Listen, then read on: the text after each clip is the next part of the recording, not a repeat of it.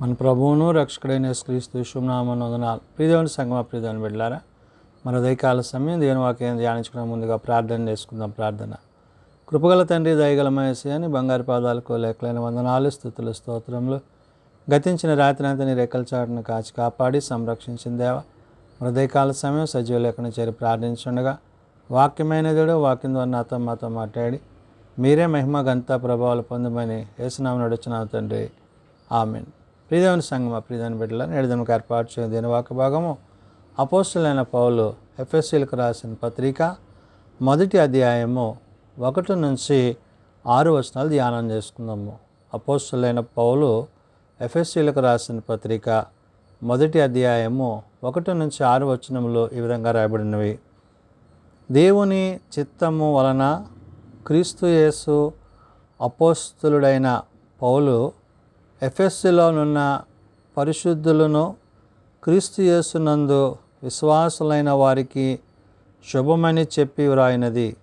ప్రియదేవుని సంగమా ప్రియదేవుని బిడ్డలారా, పౌలు భక్తుడు ఎఫెసీ సంఘానికి పత్రిక రాస్తున్నాడు. ఎవరిని బట్టి? క్రీస్తుని బట్టి, క్రీస్తు ప్రేమను బట్టి, తండ్రి యొక్క ఉద్దేశాలను బట్టి, తండ్రి ఆలోచనను బట్టి, ఏదైతే ప్రభువు తనకు అనుగ్రహించిన ఆ కృప మహదైశ్వర్యం ఏదైతే ఉందో, కృపచేత రక్షింపబడ్డ తాను ఆ కృపను ఉద్దేశించి తాను అపోస్తలుగా పిలువబడినప్పుడు ఆ పిలుపునకు తగినట్లుగా ఎఫెసీలో ఉండే సంఘానికి ఈ పత్రిక రాశాడు. ఆ పత్రికలో సారాంశాన్ని ఇక్కడ చెప్తున్నాడు. పరిశుద్ధులకు శుభవందనములు అంటున్నాడు. అంటే ఎవరైతే పరిశుద్ధులుగా ఉంటారో అటు వారికి శుభవందనాలు చెప్తున్నారంటే దేవుడు పరిశుద్ధుడు కాబట్టి ఆయన యందు నిలిచి ఉండు మనము కూడా పరిశుద్ధులై ఉండాలనే విషయాన్ని పౌలు ఇక్కడ గుర్తు చేశాడు.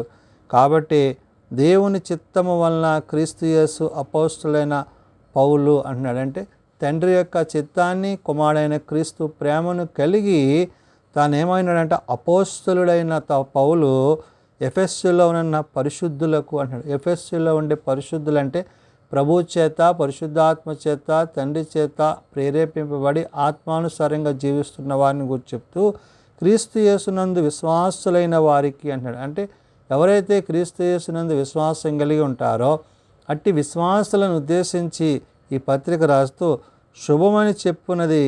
అంటే ఏంటి శుభవచనాలు? మన తండ్రి అయిన దేవుని నుండి, ప్రభు అయిన యేసుక్రీస్తు నుండి మీకు కృపయు సమాధానము కలుగునుగాక. తండ్రి కుమారుల నుండి కృపా సమాధానాలు మనము పొందేవారిగా ఉన్నాము. అంటే కృపచేతబడ్డ రక్షింపబడ్డ మనకి తండ్రి ప్రేమ ఆయన కుమారుడైన క్రీస్తు ద్వారా మనకి అనుగ్రహింపబడుతుంది. ఇప్పుడు తండ్రి కుమార పరిశుద్ధాత్మల యొక్క అనుసంధానం చేత ఆత్మతో, సత్యముతో, జీవముతో దేవుని యందు జీవించువారమై ఉన్నాము. కాబట్టి పరిశుద్ధులకు శుభవందనాలు అనే మాటని ఇక్కడ పౌలు ఉద్దేశించాడు. అంటే మనము పరిశుద్ధంగా ఉండి ఆ పరిశుద్ధ సమూహములో ప్రభువుతో సదాకాలము ఉండవలసిన వారమై ఉన్నాము. కాబట్టి అటు రీతిగా మనం సిద్ధపడాలని ఆనాడు ఎఫెసీ సంఘానికి, నేడు సార్వత్రిక సంఘానికి పౌలు ఈ పత్రిక ద్వారా తెలియచేస్తూ 3వ వచనం అంటాడు, మన ప్రభు అయిన యేసుక్రీస్తు యొక్క తండ్రి యగు దేవుడు స్తుతింపబడుగాక అంటున్నాడు. అంటే తండ్రి అయిన దేవునికి చెందవలసిన స్థుతిని కుమారుని ద్వారా, ఆ కుమారుని యొక్క ప్రేమను మనము కలిగిన వారమై, తండ్రి ప్రేమకు తగిన వారమై మనం ఏమవ్వాలంట?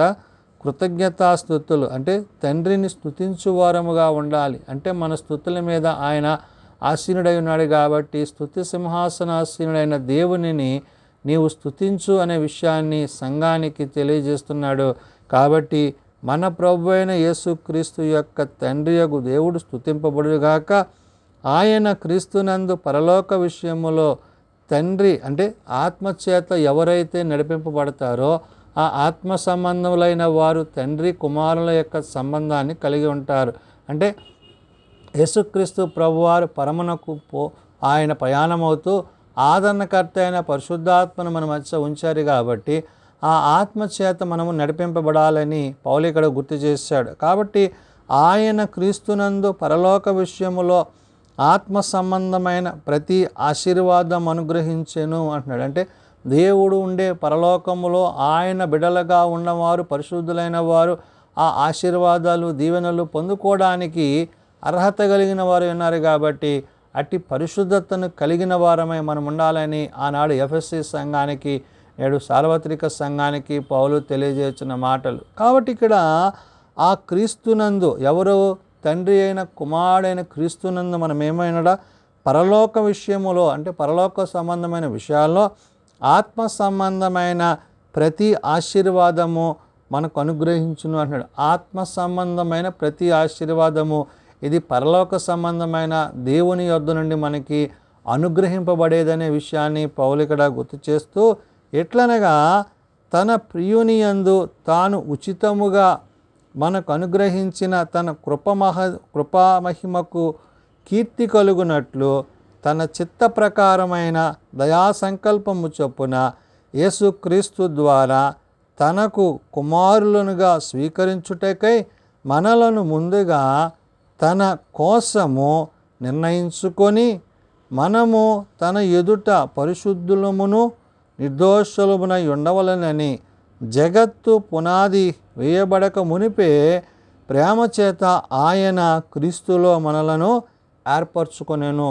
ప్రభువు తండ్రి ఏ విధంగా మనల్ని ఏర్పరచుకున్నారో, జగత్తు పునాది వేయబడక మునిపే, అంటే సృష్టి ఆ ప్రారంభానికి ముందే దేవుడు మన పట్ల ఒక ప్రణాళిక కలిగి ఉన్నాడు. నా పట్ల, నీ పట్ల ప్రభు ఒక ప్రణాళిక కలిగి ఉన్నాడు. కాబట్టి ఆ ప్రణాళికలో భాగంగా మనం ఏమవ్వాలంట, దేవునికి సాక్షులమై ఉండాలి, ఆయన ఎదుట స్తుతింపబడేవారంగా ఉండాలి.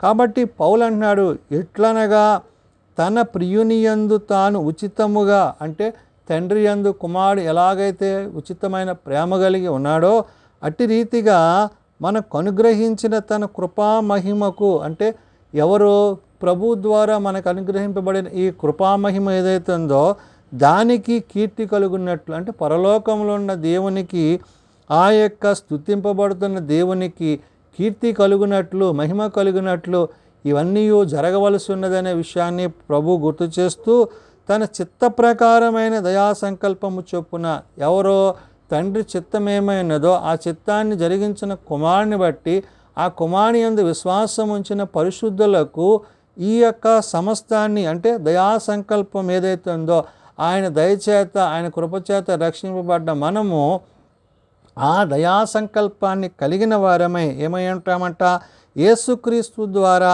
తనకు కుమారులుగా స్వీకరించుటకై అన్నాడు. క్రీస్తు ద్వారా మనం ఏమవుతున్నాము, కుమారులుగా, అంటే ఆయన బిడ్డలుగా మనము పిలువబడ్డవారమై ఉన్నాము. అంటే క్రీస్తు ప్రేమ మన పట్ల ఆయన సంకల్పమై ఉన్నది, తండ్రి యొక్క సంకల్పమైనది. అది ఎప్పుడంట, ఈ యొక్క సృష్టి ప్రారంభానికి ముందే దేవుడు మన పట్ల ఒక ప్రణాళిక కలిగి ఉన్నాడనే విషయాన్ని పౌలు ఇక్కడ గుర్తు చేస్తున్నాడు. కాబట్టి అంటున్నాడు, మనలను ముందుగా తన కోసము నిర్ణయించుకొని అంటున్నాడు. అంటే మనల్ని ముందుగానే, అంటే దేవుడు తన నిర్ణయంలో మనం ఉన్నాము కాబట్టి ఆ నిర్ణయానికి తగినట్టుగా మనల్ని ఆయన ఈ లోకములో ఆయన మనలను జీవింపజేశాడు, జన్మింపజేశాడు. మనము ఆ పరిశుద్ధత యందు, ఆ సంపూర్ణత యందు, క్రీస్తు ప్రేమ యందు మనము జీవించువారమై ఉండాలనే విషయాన్ని చెప్తున్నాడు. మనము తన ఎదుట పరిశుద్ధులమును నిర్దోషులమునై ఉండవలెనని అంటున్నాడు. అంటే మనం ఎలా ఉండాలంట, క్రీస్తు ఎదుట, తండ్రి ఎదుట, పరిశుద్ధాత్మ ఎదుట పరిశుద్ధులంగాను నిర్దోషులంగా ఉండాలి. అంటే పాపము లేని వారిగా, అన్యాయము చేయని వారిగా, అక్రమం చేయని వారిగా, లోకానుసారంగా కాక దేవుని యొక్క నీతిని అనుసరించి, సత్యమును అనుసరించి, సర్వ సత్యములో ఆయనతో యుగయుగాలు జీవించేవారమై ఉండాలనే విషయాన్ని పౌలు ఇక్కడ గుర్తు చేస్తూ, తన ఎదుట పరిశుద్ధులను నిర్దోషులనై ఉండవలెనని జగత్తు పునాది వేయబడక మునిపే, అంటే దేవుడు సృష్టి ప్రారంభానికి ముందే ప్రేమ చేత ఆయన క్రీస్తులో మనలను ఏర్పరచుకొనెను. తండ్రి తన కుమారుడైన క్రీస్తులో మనల్ని ఏం చేశాడంట, ఏర్పాటు చేసుకున్నాడు. కాబట్టి ఏర్పాటులో ఉన్న మనము ఆ ఏర్పాటుకు తగినట్లుగా తండ్రి చిత్తాన్ని ఎరిగిన వారమై, తండ్రి ఉద్దేశాన్ని ఎరిగిన వారమై, దేవుని యొక్క ప్రణాళికలో, ఆయన ఉద్దేశంలో మనం ఉన్నామనే విషయాన్ని మర్చిపోక, ఆయన చిత్తాన్ని ఎరిగి, ఆయన ఉద్దేశాన్ని ఎరిగి, ఆయన ప్రేమ యందు నిలిచి ఉండాలి. ఆనాడు ఎఫెసీలో ఉండే సంఘానికి పరిశుద్ధులకి పౌలు ఈ విధంగా పత్రిక రాస్తూ నేడు సార్వత్రిక సంఘానికి ఎవరైతే ఆయన యందు నిలిచి ఉంటారో, ఎవరైతే ఆయన యందు పరిశుద్ధ కలిగి ఉంటారో, ఎవరైతే ఆయన యందు విశ్వాసం కలిగి ఉంటారో వారు ఈ యొక్క ప్రణాళికలో ఉన్నవారై ఉన్నారు కాబట్టి అట్టివారు ఆయన రాజ్యమందు జీవించువారై ఉంటారని ఉదయకాల సమయమున భక్తుడైన పౌలు ద్వారా పరిశుద్ధాత్మ దేవుడు తెలియజేస్తున్న మాటలు. ప్రార్థన చేసుకుందాం.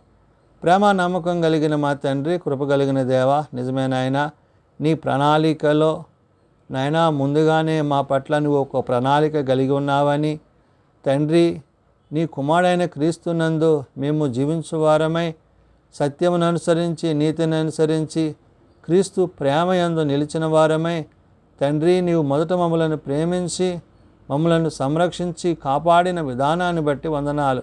అవును నాయన, మేము మట్టివారము నాయన, ఎన్నిక లేని మమ్మలను నువ్వు ప్రేమించి పాపులైన మమ్మలను క్షమించి నీ కృపచేత కాపాడి సంరక్షించి ఉన్నావు తండ్రి. నీ కుమారుని ద్వారా మీరు మాకు అనుగ్రహించిన ఈ గొప్ప రక్షణను మేము నిర్లక్ష్యము చేయక జీవము కలిగిన నీ మాటల చేత జీవించుటకు సర్వ సత్యములో నీతో జీవించగలుగుటకట్టి కృప దయచేయండి. బలహీనలను తండ్రి బలపరచు నాయన, రోగులను ప్రభావ స్వస్థపరచు నాయన. నీ సన్నిధిలో ప్రార్థిస్తున్న ప్రతి కుటుంబాన్ని బిడ్డను ఆశీర్వదించి దీవించండి. వారికి ఉన్న వ్యాధి బాధ కష్ట నష్టముల నుంచి విడుదల విమోచన కలిగించండి. జన్మదినాలు వివాహ దినాలు ఆ కొడుకుల కుటుంబాలను ప్రత్యేకపరచండి. తమ ప్రియులను పోగొట్టుకున్న కుటుంబాలను ఆదరించండి. దిన పరిచర్యల్లో సేవలో నీ సన్నిధి మాపై ఉంచమని, నీ రాకడికి తగిన సిద్ధపాటు మా అందరికీ దయచేయమని, సమస్త మహిమ ఘనత ప్రభావాలు మీరే పొందుకొనమని యేసునామమున ప్రార్థించి వేడుకొనుచున్నాం తండ్రి. ఆమెన్. పరలోకమందున్న మా తండ్రి, నీ నామం పరిశుద్ధపరచబడిగాక, నీ రాజ్యం వచ్చుగాక, నీ చిత్తం పరలోకమందు నెరవేర్చినట్లు భూమి మీద నెరవేరుగాక. మా అనుదిన మాకు దయచేయము. మరలా ప్రార్థన చేసిన వారిని మేము క్షమించిన ప్రకారం అపరాధములను క్షమించము. శోధనలో తేకాదులను తప్పించము. రాజ్యము శక్తి మహిమ నిరంతరము నీవేనవు తండ్రి. ఆమెన్. మన పరమ తండ్రి అయిన దేవుని ప్రేమ, ప్రభు అయిన యేసుక్రీస్తు కృప, పరిశుద్ధాత్మ నిత్య సహాయము నిరంతరము సదా తోడయండి సంరక్షించునుగాక. ఆమెన్.